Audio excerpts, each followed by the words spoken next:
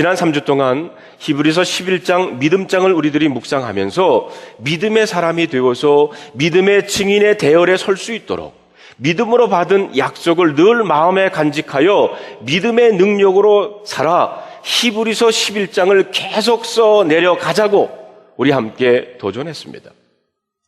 성도 여러분, 그러하기에 바로 이 믿음이 우리들의 삶의 현장에서 실현되고 증거되어야 할 줄로 믿습니다. 그 첫째로 사랑으로 믿음은 표현되어야 한다는 것입니다. 오늘 1절 말씀해 보니까 형제 사랑하기를 계속 하라고 했습니다. 사람이란 무엇을 사랑하느냐에 따라 인생의 방향이 달라집니다. 왜냐하면 자신이 사랑하는 것에 따라 사람은 움직이기 때문입니다. 어떤 사람은 내가 지금 너무 어려워서 그래요, 혹은 내가 너무 바빠서 그래요 라고 말하지만 사실 그것은 진심이 아닙니다. 바빠서 못하는 것이 아니고 여건이 어려워서 못하는 것이 아니라 마음이 없어서 못하는 겁니다. 정말 사랑하게 되면 시간이 문제가 아니라 환경도 문제가 안 된다는 것입니다. 예를 들어서 한 남자가 한 여자를 진짜 사랑한다고 해봅시다. 그러면 아무도 못 말립니다. 아무리 시험 기간이라도 전화하고 만납니다.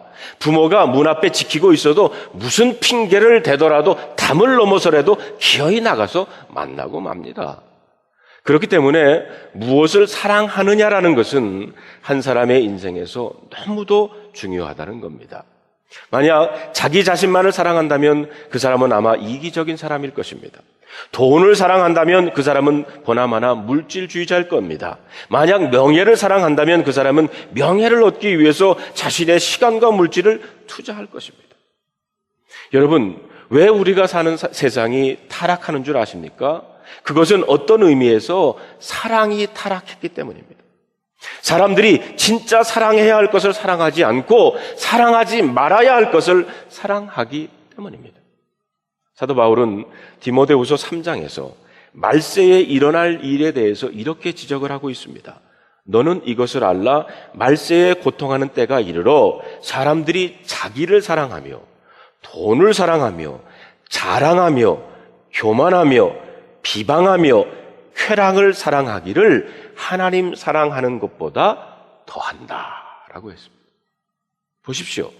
고통의 때, 말세의 때에는 사람들이 잘못된 사랑에 빠지게 될 것이라고 성경은 말하고 있습니다. 하나님을 사랑해야 하는데 돈을 사랑하고 쾌락을 사랑하게 된다는 겁니다. 알고 보면 우리가 이 땅에서 겪고 있는 수많은 문제들은 잘못된 것을 사랑하는 데서 오는 것입니다. 마가복음 12장에 보면 한 서기관이 예수님께서 사두개인들과 변론할 때 거침없이 대답하는 것을 보시고는 예수님께 이렇게 묻습니다. 선생님, 모든 계명 중에 첫째가 무엇입니까? 이 질문에 대해서 예수님께서 늘 유대인들이 외우고 있었던 신명기 6장에 나오는 말씀을 인용해가지고 하나님을 사랑하는 것이야말로 가장 큰 계명이라고 말씀을 하십니다. 29절 보면 예수께서 대답하시되 첫째는 이것이니 이스라엘아 들으라. 주 곧 우리의 하나님은 유일한 주시니라. 내 마음을 다하고 목숨을 다하고 뜻을 다하고 힘을 다하여 주 너의 하나님을 사랑하라 하신 것이다. 여러분, 원래 계명이란 이스라엘 백성들에게 주신 10계명을 말합니다. 하나님께서는 이 10계명을 두 돌판에 기록해서 이스라엘 백성들에게 주셨는데 첫째 돌판에는 하나님에 대한 계명이 기록되어 있고 두 번째 돌판에는 사람에 대한 계명이 기록되어 있습니다. 지금 예수님께서는 첫 번째 돌판에 새겨진 네 계명, 나 외에 다른 신을 섬기지 말라, 우상을 만들지 말라, 하나님 이름을 망령되이 일컫지 말라, 안식일을 거룩히 지키라. 이 계명들을 한 가지 바로 하나님을 사랑하라고 하는 신명기의 말씀으로 요약을 해 주신 겁니다. 그런데 여기서 우리가 알아야 할 것은 하나님을 사랑한다는 것이 첫째 계명이라고 하는 말은 순서를 말한다는 것이 아니라 가장 중요하다는 의미를 가지고 있습니다. 그래서 마태복음 22장에서는 이 부분을 그냥 첫째 되는 계명이라고 하지 않고 크고 첫째 되는 계명이라고 설명하고 있습니다. 하나님을 사랑한다는 것은 해도 되고 안 해도 되는 선택사항이 아니라는 것입니다. 우리는 반드시 해야 하는 겁니다. 그래서 본문에 보면 한 분 하나님을 사랑하되 마음을 다하고 목숨을 다하고 뜻을 다하고 힘을 다하여 주 너의 하나님을 사랑하라고 그랬어요. 여기 다하여라고 하는 이 말을 영어 성경에 보면 all이라고 하는 표현을 썼습니다. With all your heart, with all your soul, with all your mind, with all your strength. 다시 말하면 전체를 다해서 하나님을 사랑하라는 겁니다. 하나님 앞에서는 전체냐 전무냐 둘 중에 하나이지 이것도 아니고 저것도 아닌 중간 상태는 없다는 겁니다. 우리는 하나님과 우상, 하나님과 세상을 동시에 사랑할 수 없습니다. 사랑이란 마음을 주는 겁니다. 원래 마음을 둘이 아니라 마음은 하나입니다. 그 한 마음을 하나님께만 집중하라는 겁니다. 사람들은 마음을 어디에 두느냐에 따라서 삶의 방향이 결정이 됩니다. 돈을 마음에 두면 돈을 사랑하는 것이고 하나님을 마음에 두면 하나님을 사랑하는 겁니다. 그러므로 마음을 다하여 사랑하라고 하는 것은 마음을 다른 것에 뺏기지 말고 마음을 하나님께 향하라는 겁니다. 목숨을 다하여 사랑하라는 것은 하나님을 사랑하는데 목숨을 바칠 수 있어야 한다는 것입니다. 뜻을 다하여 사랑하라고 하는 것은 억지로 하지 말고 뜻을 정하고 자발적으로 사랑하는 것이고 힘을 다하여 사랑한다고 하는 것은 열정적으로 사랑하라는 것입니다. 그런데 우리는 이 말씀에서 하나님을 사랑한다는 것과 마찬가지로 우리들이 꼭 지켜야 할 두 번째 계명이 있다고 말씀하고 있습니다. 주님이 말씀하신 두 번째 계명이 뭡니까? 그것은 이웃을 사랑하라는 것입니다. 31절에 보면 둘째는 이것이니 네 이웃을 네 자신과 같이 사랑하라 하신 것이라 이보다 더 큰 계명이 없느니라. 특별히 여기서 나오는 둘째는 이것이니라는 말을 마태복음에서 보면 둘째는 그와 같으니라고 기록이 됩니다. 그와 같다는 말은 이 두 번째 계명 역시 첫 번째 계명과 똑같이 중요하다는 뜻입니다. 첫 번째 돌판에 기록되어 있는 것과 두 번째 돌판에 기록되어 있는 것이나 다 소중한 하나님의 계명이라는 겁니다. 우리가 알다시피 두 번째 돌판에는 내 부모를 공경하라, 살인하지 말라, 간음하지 말라, 도둑질하지 말라, 내 이웃에 대해서 거짓 증거하지 말라, 내 이웃의 집을 탐하지 말라, 사람에 대해서 지켜야 할 내용이 기록되어 있습니다. 그런데 주님은 이것을 내 이웃을 내 자신과 같이 사랑하라고 요약하고 있습니다. 그렇기 때문에 하나님을 사랑한다는 것만 중요한 것이 아니라 이웃을 사랑한다는 것 똑같이 중요하다는 말씀입니다. 주님은 마치 이렇게 말씀을 하는 것 같습니다. 하나님을 사랑하는 것과 이웃을 사랑하는 것은 같은 것이다. 하나님을 사랑하는 사람은 이웃을 사랑할 수밖에 없다. 왜냐하면 하나님의 사랑의 대상이 바로 사람이기 때문이다. 그렇습니다. 하나님 사랑과 이웃 사랑은 동전의 앞, 뒷면과 같은 것이라고 할 수가 있습니다. 이 문제에 대해서 요한일서 4장 11절 12절에 아주 명확하게 얘기하고 있습니다. 들어보세요. 사랑하는 자들아 하나님이 이같이 우리를 사랑하셨은즉 우리도 서로 사랑하는 것이 마땅하도다. 어느 때나 하나님을 본 사람이 없으되 만일 우리가 서로 사랑하면 하나님이 우리 안에 거하시고 그 사랑이 우리 안에 온전히 이루어지느니라. 20절에 계속해서 말씀하시기를 누구든지 하나님을 사랑하노라 하고 그 형제를 미워하면 이는 거짓말하는 자니 보는 바 그 형제를 사랑하지 아니하는 자가 보지 못하는 바 하나님을 사랑할 수 없다고 말씀하고 있습니다. 즉 하나님 사랑과 이웃을 사랑하는 것은 같다는 겁니다. 이웃을 사랑하되 내 자신과 같이 하라는 말은 참 의미심장한 말입니다. 이 말은 사랑이 추상적인 것이 아니라는 겁니다. 사랑은 자기를 사랑하는 것처럼 구체적으로 나타나야 한다는 것입니다. 원래 사람들은 자기 자신을 본능적으로 돌봅니다. 요즘 사람들이 얼마나 자신의 몸을 귀하게 다루는지 모릅니다. 자신의 건강을 위해서는 아침마다 운동하는 사람들 참 많습니다. 건강에 좋다 그러면 안 먹는 것이 없습니다. 그래서 나만 하는 것이 없다고 그래요. 개구리도 나만 하지 않고 뱀도 나만 하지 않습니다. 심지어는 어떤 사람이 자기 소변을 받아 마시기도 합니다. 왜? 몸에 좋다니까. 우리는 내 몸을 그렇게 아끼고 사랑하듯이 그렇게 이웃을 사랑해야 한다는 겁니다. 혹시 여러분들의 이웃사랑의 수준은 어느 정도입니까? 내 것을 다 챙기고 난 다음에 혹시 남은 것이 있으면 다른 사람과 나누는 정도입니까? 아니면 내가 쓸 것도 부족하지만 나보다 더 모자라는 사람을 생각해서 그것을 내놓을 수 있는 정도입니까? 성도 여러분, 사랑해서 망하는 법은 없습니다. 오히려 진정한 사랑이 생명을 살립니다. 하나님 아버지께서는 저와 여러분을 사랑하셔서 독생자 예수 그리스도를 이 땅에 보내셨어요. 하나님께서 아들을 내어주신 것은 사실 자신을 내어주신 겁니다. 어쩌면 자신을 주는 것보다 더 큰 것인 줄도 몰라요. 그러므로 십자가의 사건은 하나님의 사랑의 극치입니다. 그리고 이 하나님의 사랑이 저와 여러분들을 죄와 죽음, 저주에서 건져내셨고 생명을 얻게 하신 줄로 믿습니다. 그렇습니다. 주님은 이 사랑의 실천이 다른 사람을 살리고 세상을 살릴 수 있다고 보셨습니다. 그렇기 때문에 내 자신처럼 이웃을 사랑하라고 말씀하신 겁니다. 우리가 내 자신을 생각하듯이 이웃을 생각하고 사랑해야 이 병들고 어둡고 타락한 세상을 살릴 수가 있습니다. 이웃을 사랑함으로 여러분들의 물질도 사용할 줄 알아야 합니다. 이웃을 위해 시간을 낼 수도 있어야 하고 이웃을 위해 몸으로 봉사도 할 수 있어야 합니다. 어떤 글에 보니까 쌍둥이가 태어났는데 그 중에 하나가 심장에 큰 결함을 안고 태어났답니다. 의사들은 한결같이 그 아이가 곧 죽게 되리라고 말을 했고 그 아이의 병세가 계속해서 악화되기를 시작했어요. 그때 한 간호사가 쌍둥이를 하나의 인큐베이터 안에 함께 넣어주자는 의견을 내놓았습니다.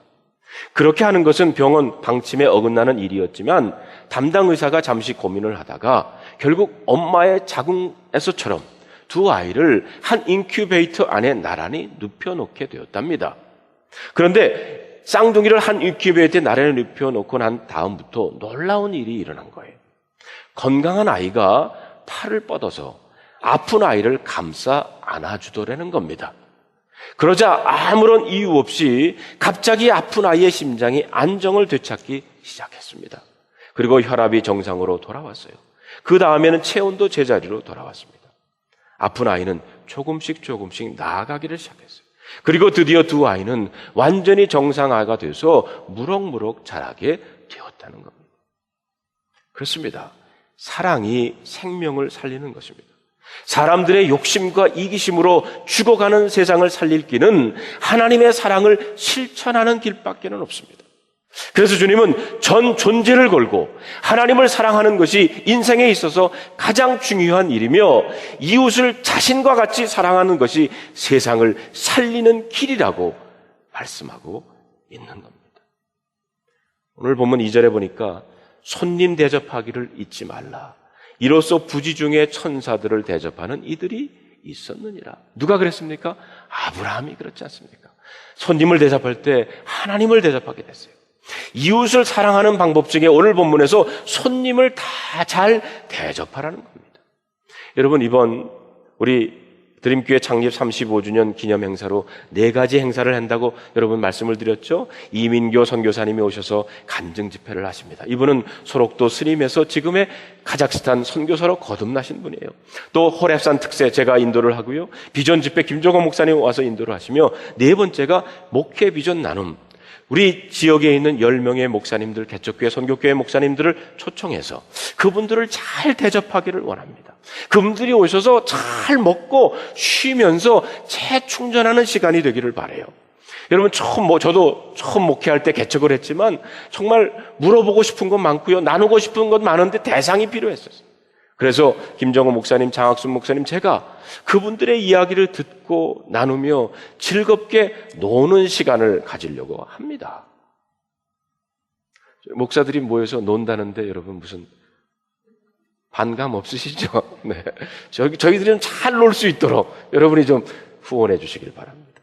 윌리엄 템플이라고 하는 캔터베리 주교이며 옥스퍼드 대학의 교수님이 이런 말씀을 하셨어요. The church is only society that exists for benefit of those who are not its member.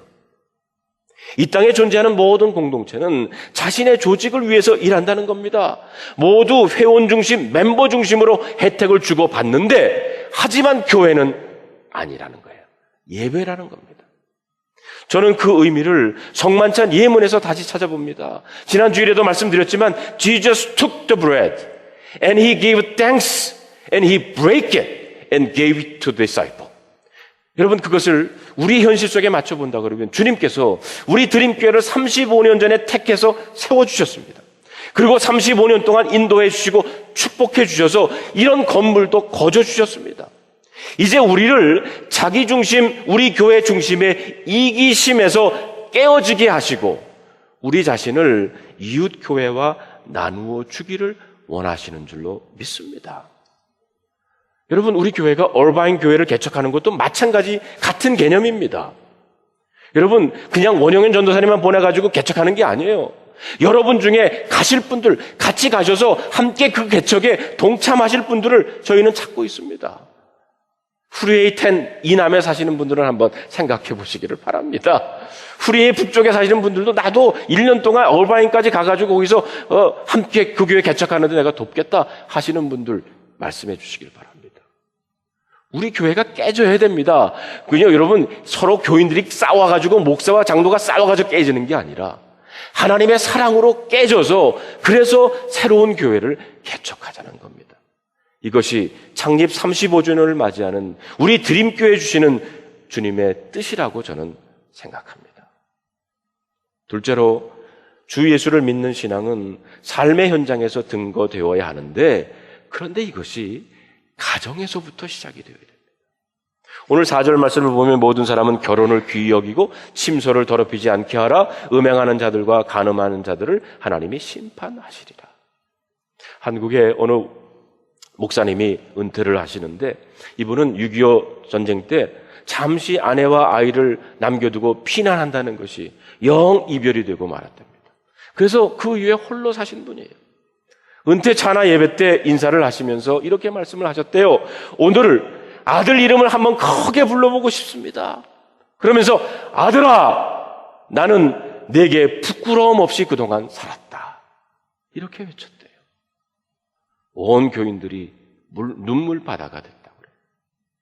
우리는 가족들에게 부끄러움 없이 살아야 합니다. 5절에 보니까 돈을 사랑하지 말고 있는 바를 족한 줄로 알라 그랬어요. 이 말은 물질적인 면에서도 부끄러움 없이 살아야 한다는 겁니다. 여러분, 돈이 좋은 거죠.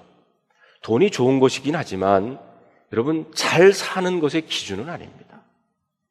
그러므로 돈을 많이 가지고 있는 사람을 부자라고 말할 수는 있지만 잘 사는 사람이라고 동일시할 수는 없습니다. 반대로 돈이 없는 사람을 가난한 사람이라고 말할 수는 있지만 못 사는 사람이라고 말할 수는 없다는 겁니다. 돈 없이 잘 살 수 있는 원리를 사도 바울은 분명히 말하고 있어요. 빌립보서 4장에 보니까 하나님의 사람은 비천에 처할 줄도 알고 풍부에 처할 줄도 안다고 그랬습니다. 돈에 많고 적음이 문제가 아님을 믿음이 있는 자에게는 자족하는 원리가 있음을 말하고 있습니다. 또한 돈이 좋은 것이기는 하지만 우리에게 만족을 주는 것은 아닙니다. 이 세상에서 만족을 얻을 수 있는 것은 없어요. 마가복음 8장에 보면 사람이 만일 온 천하를 얻고도 자기 목숨을 잃으면 무엇이 유익하리요? 이렇게 말하고 있습니다. 아무리 돈이 많아도 우리의 목숨보다 중요하지 않기 때문에 돈으로 만족을 줄 수 없다는 겁니다. 그러므로 자신이 욕심을 내던 것을 얻으면 잠시는 만족이 가능하겠지만 그것이 오래가지 못한다는 거예요. 그리고 돈이 좋은 것이기는 하지만 축복이 아니라 은사라는 겁니다. 우리가 부자가 된다는 것은 물질의 축복을 받는 것이 아니라 물질의 은사를 받는 겁니다. 은사란 하나님이 값없이 주시는 선물입니다. 이 선물은 주는 사람의 마음에 달려 있어요. 그러므로 주시면 감사하게 받는 겁니다. 더 중요한 원리는 선물은 줄 만한 이유가 있는 사람에게 준다는 겁니다. 그런 말을 많이 하죠. 그 사람 돈을 참 잘 쓰네. 여러분, 이 말을 두 가지 의미로 우리는 생각해 볼 수가 있어요. 돈을 마구잡이로 잘 쓴다는 것과 다른 하나는 필요한 적재적소에 잘 쓴다고 하는 의미입니다. 돈이 좋고 나쁜 가치를 가지는 것이 아니지만 그 돈을 어떻게 쓰느냐에 따라서 그 가치가 달라진다는 겁니다. 우리 주변에는 돈을 천박하게 쓰는 사람도 있고 돈을 우아하게 사용하는 사람도 있습니다. 돈은 우리가 누구인지를 말해주고요. 그 돈으로 인해서 우리는 많은 훈련을 받기도 합니다. 돈은 우리가 어떤 크리스찬인지를 보여주는 척도가 됩니다. 오늘 저는 여러분들과 함께 돈에 대한 반듯한 생각을 한번 가져보려고 합니다. 우리는 돈이 필요합니다. 그러나 돈이 욕망을 채우는 도구가 되어서는 안 됩니다. 우리는 돈이 필요합니다. 그러나 그것은 하나님의 목적을 이루기 위해 필요한 것이 되어야 한다는 겁니다. 크리스찬은 돈이 필요한 것은 알지만 끊임없이 경계할 줄 아는 사람입니다. 내 속에 끊임없이 성령의 소육이 필요함을 아는 사람입니다. 성령께서 나를 간섭하심으로 내가 원하는 것들이 욕망이 되지 않기를 제어하는 것입니다. 크리스찬은 필요한 것만큼을 아는 사람입니다. 돈이 필요합니다. 그러나 그 돈을 경계할 줄도 알아야 합니다. 성령 안에서 필요를 아는 사람이 중요하다는 거예요. 물질의 복을 구하기보다는 여러분, 물질의 은사를 구하는 사람들이 되시길 바랍니다. 복은 누리는 것이지만 은사는 활용하는 것이기 때문입니다. 은사가 하나님께로부터 오는 것이라는 분명한 신앙은 자족의 원리를 배우게 합니다. 내 은혜가 내게 족하다. 이 말씀, 모든 물질 가운데 자유함으로, 감사함으로, 자족함으로 믿음을 물질의 현장에서도 증거하는 성도님들이 되시기를 주님의 이름으로 축원합니다. 셋째로, 믿음은 현장의 삶에서 본받는 것입니다. 7절 말씀에 보니까 하나님의 말씀을 너에게 일러주고 너희를 인도하는 자들을 생각하며 그들의 행실의 결말을 주의하여 보고 그들의 믿음을 본받으라 했습니다. 예수님께서 제자들의 발을 씻기시고 나신 다음에 이런 말씀을 하셨어요. 내가 너희에게 행한 것 같이 너희도 행하게 하려 하여 본을 보였다라고 했습니다. 여기에서 본이라고 하는 말이 영어 단어로 두 가지가 가능합니다. 하나는 example, 또 다른 하나는 pattern입니다. 조금은 이해할 수 없는 행동을 예수님께서 사실은 하셨어요. 어떻게 선생님께서 제자들의 발을 씻길 수 있겠습니까? 아니, 단순히 선생님이 아니라 주님이십니다. 당시 풍습에 의하면 하인이 주인이나 손님의 발을 씻는 것이 관례였습니다. 이것이 바로 예수님께서 보여주시기를 원하셨던 새로운 패턴이에요. 선생님이 제자들의 발을 씻어주는 겁니다. 여러분, 모든 경기에는 룰이 있습니다. 하나님의 나라에도 새로운 룰이 적용됩니다. 그것을 예수님께서 보여주고 싶었던 겁니다. 이 말씀 가운데 우리에게 도전되는 것은 본이 되는 삶을 산다는 것이 우리가 가지고 있는 기존의 관념을 깨트리라는 것입니다. 예수를 잘 믿는 것이라고 하는 관념도 깨어져 버려야 합니다. 그동안 우리는 예수를 잘 믿는 것을 이렇게 생각하지 않았습니까? 조금은 유별나게 우리의 신앙을 드러내는 것이라고 생각을 했습니다. 직장에서나 학교에서나 남이 뭐라고 해도 식사기도를 합니다. 그리고 사람이 보는 곳에서도 성경을 묵상합니다. 누가 뭐라 해도 나는 크리스찬이기 때문입니다. 그것이 나쁘다는 것은 아닙니다. 그런데 중요한 것은 그런 우리들의 모습을 보면서 사람들이 여러분을 닮고 싶어 하십니까? 아니면 그런 우리들의 모습을 보면서 손가락질하고 심지어는 혐오합니까? 이유는 간단합니다. 그리스도인다운 우리의 행동이 누군가에게 유익이 되고 선한 영향력을 끼치면 시간이 지나면서 점점 닮고 싶어 합니다. 하지만 그 반대라면 점점 더 혐오하게 되는 거예요. 본이라는 말을 할 때 우리가 거룩함이라는 말을 사용하지 않는다 하더라도 다른 사람과 함께 살아가는 사회생활에서 적어도 기본적인 예의는 지켜야 하고요. 다른 사람에게 피해는 가지 말아야 합니다. 무엇보다 예수님께서 보여주고 싶어 했던 새로운 삶의 스타일이 있었다면 그것은 섬김이었습니다. 요한복음 13장 1절을 보면 6월절에 예수님께서 자기가 세상 떠나 아버지께로 돌아가실 때가 이른 줄 아시고 세상에 있는 자기 사람들을 사랑하시되 끝까지 사랑하시니라. 예수님께서 섬김의 봄을 보여주신 때가 언제냐면 예수님이 십자가를 지실 것을 아시고 바로 죽음을 앞에 놓고 제자들의 발을 씻기신 때였습니다. 그리고 예수님이 마지막까지 보여 싶었던 것이 끝까지 사랑하시는 모습이었어요. 어떤 분들은 이 말씀을 가리켜서 때를 가리지 않는 섬김이라고 말합니다. 우리는 조금만 힘이 들어도 섬기지 못할 이유가 있습니다. 우리는 조금만 돈을 벌고 권력을 잡아도 섬기지 못할 이유가 됩니다. 가진 것이 없어서, 지위가 없어서, 아니면 가진 것이 많아서 그 모든 이유가 섬기지 못하는 이유가 되는데 예수님은 가장 힘든 순간에 섬김의 모습을 보여주셨습니다. 사실 우리 인간의 가장 진지한 모습이 드러나는 때가 바로 이런 극한 상황입니다. 또한 예수님의 섬김의 본이 위대한 것은 그 섬김의 대상에서 누구도 제외시키지 않으셨다는 겁니다. 요한복음 13장 2절에 보면 마귀가 벌써 시몬의 아들 가룟 유다의 마음에 예수를 팔려고 하는 생각을 넣었다고 그랬어요. 그런데 그 가룟 유다도 예수님이 발을 씻기는 현장에 있었다는 사실입니다. 바리새인과 제사장들에게 예수님을 팔려고 하는 계획을 마음에 감춘 가룟 유다 앞에서도 예수님은 수건을 들고 대야를 놓고 발을 씻기셨어요. 예수님은 우리의 섬김에서도 누구도 제외될 수 없다는 것을 본으로 보여주신 겁니다. 사랑하는 성도 여러분, 가장 강력한 크리스찬의 영향력이 바로 여기에 있습니다. 세상 사람은 늘 자기 편, 반대편 갈라놓습니다. 그런데 오늘날 교회 안에도 그런 편가름으로 인한 갈등이 존재합니다. 무슨 진리 때문에 나뉘어지는 것이 아니라 내 성향에 따라 갈라집니다. 예수님은 우리들이 주님 안에서 하나 되기를 원하세요. 적어도 제 생각에 세상 사람이 우리를 보고 본받기를 원하고 감동하는 것은 바로 진정한 믿음을 우리의 삶의 현장에서 보여줄 때입니다. 평상시의 삶에서 우리의 신앙을 과시하는 것이 아니라 때로는 위기 가운데서도 하나님의 신뢰하는 자의 모습이 드러나기를 원하는 겁니다.